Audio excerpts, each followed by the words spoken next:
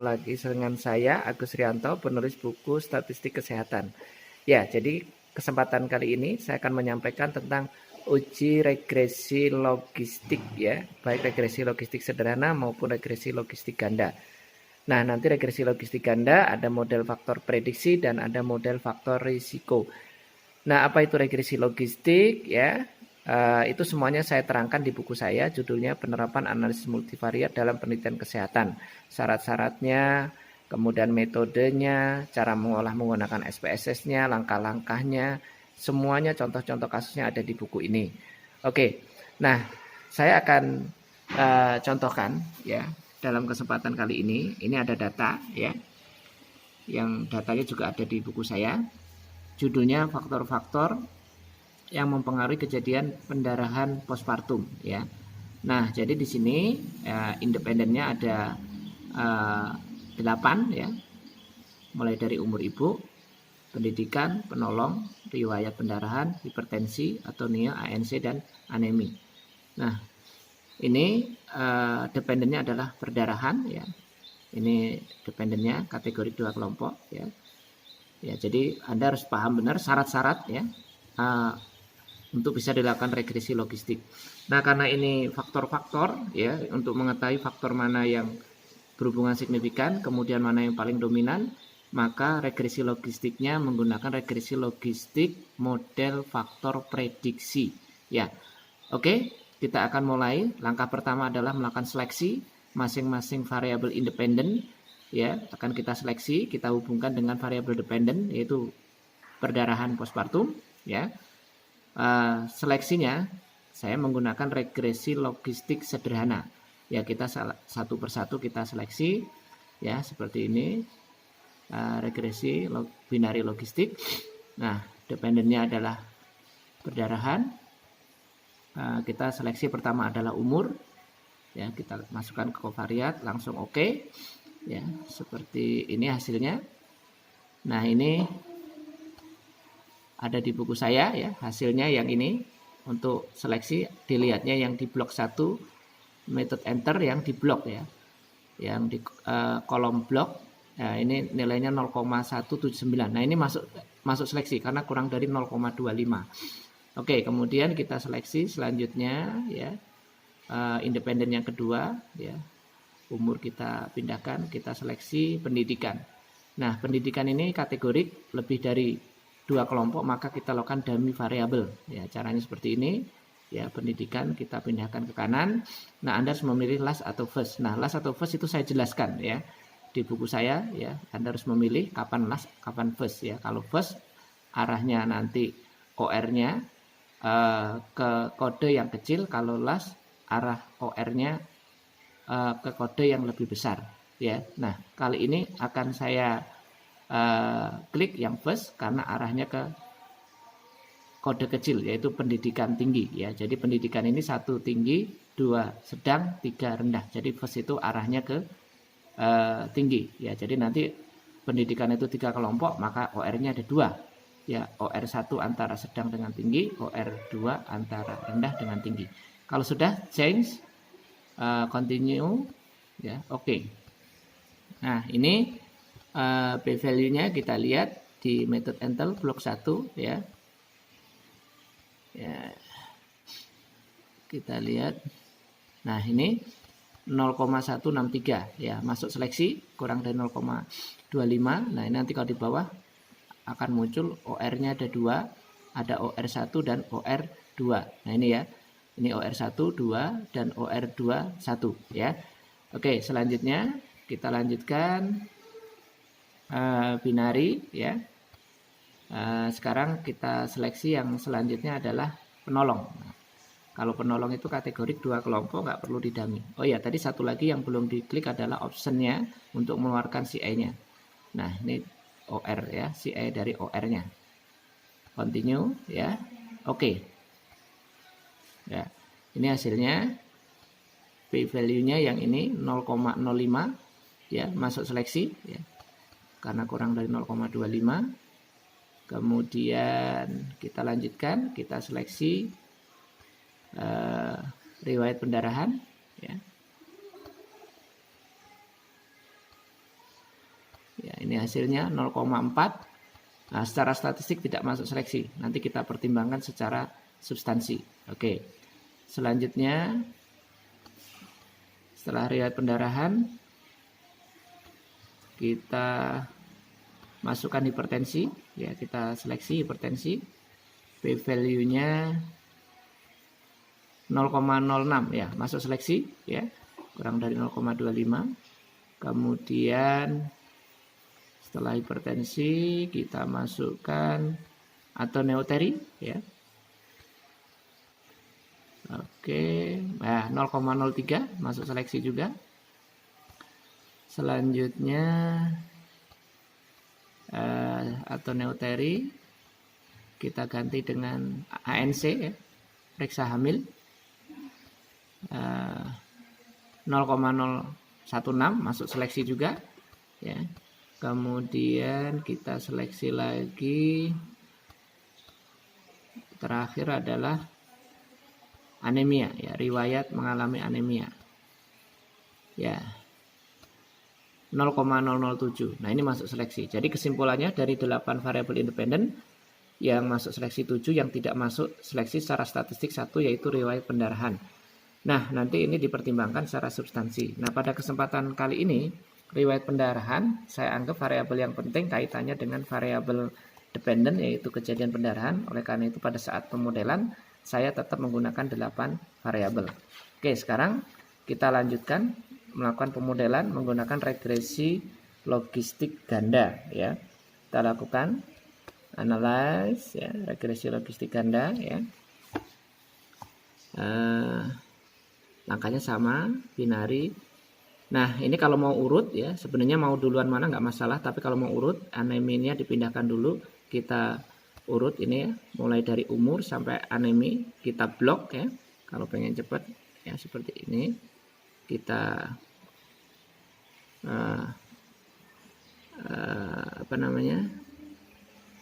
kita blok seperti ini, kita klik semua, kita pindahkan ke kanan ya. Nah, jangan langsung oke karena ada satu variabel yang kategorik lebih dari 2 kelompok, yaitu pendidikan. Kita harus dummy ya. Tadi kita sudah sepakat pilih first, change, continue, oke. Nah, ini hasilnya kita lihat di paling bawah ya. Nah, ini ya variable in the question ya.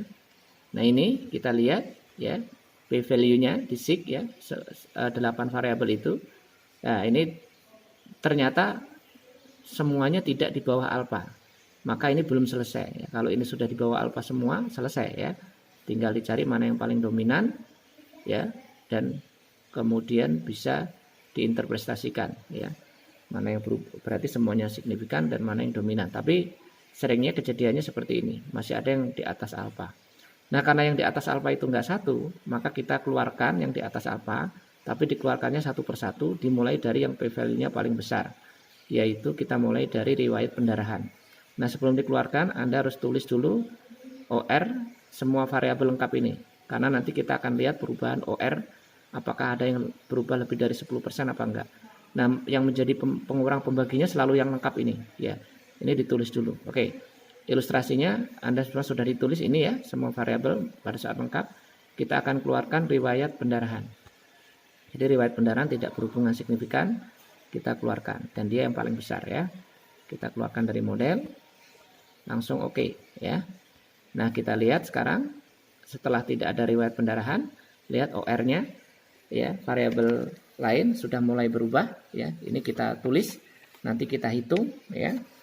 Satu persatu ya. Ini menghitungnya OR saat riwayat pendarahan nggak ada, dikurangi yang masih lengkap tadi, masih ada yang pertama semua, satu persatu ya, dikurangi kemudian dibagi yang lengkap dikali 100%. Nah, cara ngitungnya ada di buku saya, itu sudah saya tulis di halaman 38 ya, di buku analisis multivariat. Nah, setelah saya hitung itu semuanya tidak ada yang berubah lebih dari 10% ya. 7 variabel yang ada di dalam model ini OR-nya tidak ada yang berubah lebih dari 10%. Oleh karena itu kesimpulannya riwayat pendarahan kita keluarkan benar-benar keluar dari model ya. Jadi dia tidak ada kaitan sama sekali dengan riwayat pendarahan. Oke, kita lanjutkan sekarang yang masih ada di atas alfa dan yang paling besar adalah umur. Nah, umur kita keluarkan dari model, ya. Oke, umur kita keluarkan seperti ini. Langsung oke. Nah, sekarang sudah tidak ada umur, tentu riwayat pendarahan sudah tidak ada. OR-nya juga udah mulai berubah. Ini juga ada hitungannya, ya. Ini ngitungnya masih manual karena SPSS belum bisa mengeluarkan secara otomatis, ya. Ini ada di halaman 39. Ya, umur setelah dikeluarkan, perubahan OR-nya ternyata tidak ada yang lebih dari 10%. Oleh karena itu, kesimpulannya umur juga biarkan keluar dari model. Dia tidak ada kaitannya dengan riwayat, tidak ada kaitannya dengan pendarahan postpartum. Sekarang sudah tidak ada umur, ternyata masih ada yang di atas alfa dan yang paling besar adalah hipertensi, ya. Maka hipertensi kita keluarkan dari model, ya. Hipertensi kita keluarkan dari model, ya, seperti ini. Ya, hipertensi karena dia di atas alfa dan yang paling besar. Oke, oke. Nah, ini setelah tidak ada hipertensi. Kita lihat lagi perubahan OR-nya, ya. Ini sudah ada halaman 39 hitungannya. Ternyata ada yang berubah lebih dari 10% setelah saya hitung, yaitu anemi berubah lebih dari 10%, maka kesimpulannya hipertensi masuk kembali ke dalam model, ya. Kita masukkan kembali, dia menjadi confounding atau perancu. Ya, hipertensi kita masukkan kembali, dia tidak berhubungan signifikan tapi dia menjadi perancu atau pengganggu. Oke, nah ini setelah hipertensi kembali ke dalam model tanpa melihat p-value hipertensi. Yang lain p-value-nya masih ada yang di atas alfa dan yang paling besar adalah atoneuteri, ya. Maka atoneuteri kita keluarkan dari model, ya, seperti ini. Atoneuteri kita keluarkan dari model. Kemudian kita oke. Ya, ini setelah tidak ada atoneuteri. Kita lihat. Ya, ini juga ada hitungannya di buku saya, ya. Itu ada di halaman 40. Setelah tidak ada atoneuteri, ya, ternyata ada yang berubah lebih dari 10%, ya. Variabel lain yang di dalam model ini. OR-nya ada yang berubah lebih dari 10%, maka atoneuteri kita masukkan kembali ke dalam model. Menjadi confounding juga seperti hipertensi. Oke, atoneuteri kita masukkan kembali ke dalam model, ya. Oke. Setelah itu kita lihat ini setelah atoneuteri kembali.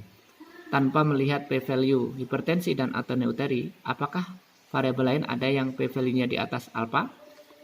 Ya, kita lihat ternyata masih ada, ya. Yaitu apa? Yang di atas alfa ANC, ya. ANC kita keluarkan dari model, ya. Karena di atas alfa, ya. ANC kita keluarkan seperti ini, kemudian oke. Nah, ini setelah tidak ada ANC. Oke, kita lihat. Nah, OR-nya sudah berubah juga. Nah, kita hitung satu persatu OR variabel yang ada di dalam model setelah tidak ada ANC, ya. Nah, setelah tidak ada ANC, ternyata ada yang berubah lebih dari 10%. Ya, variabel lain OR-nya ada yang berubah lebih dari 10%, maka ANC kita masukkan kembali ke dalam model, dia menjadi confounding juga. Oke, ANC kita masukkan ke dalam model, oke. Ya. Kita lihat sekarang setelah ANC kembali. Oke, tanpa melihat p-value hipertensi atoneuteri dan ANC, apakah yang lain ada yang p-value-nya di atas alfa? Ternyata sudah tidak ada. Nah, ini berarti sudah selesai pemodelan, ya. Jadi kesimpulannya yang berhubungan signifikan dengan pendarahan postpartum ada 3: pendidikan, penolong, dan anemi. Sedangkan hipertensi, atonia, dan ANC menjadi perancu atau confounding. Nah, ini kalau mau dilanjutkan ke interaksi juga bisa, tapi untuk menginteraksikan mana variabel yang signifikan antara mana dengan mana di antara 3 ini, kita harus berdasarkan substansi yang memilihnya. Contoh yang saya contohkan di buku saya yaitu saya interaksikan antara penolong dengan anemi. Apakah penolong dengan anemi ada interaksi, ya, dalam mempengaruhi pendarahan postpartum? Saya interaksikan. Ya, jadi tentang apa itu confounding, tentang apa itu uji interaksi itu saya jelaskan di buku saya, ya. Tentu Kalau sudah seperti ini, saudara sudah paham semua tentang apa itu analisis multivariat, apa itu confounding, apa itu interaksi, ya. Oke, kemudian kita interaksikan, ya, caranya seperti ini, ya.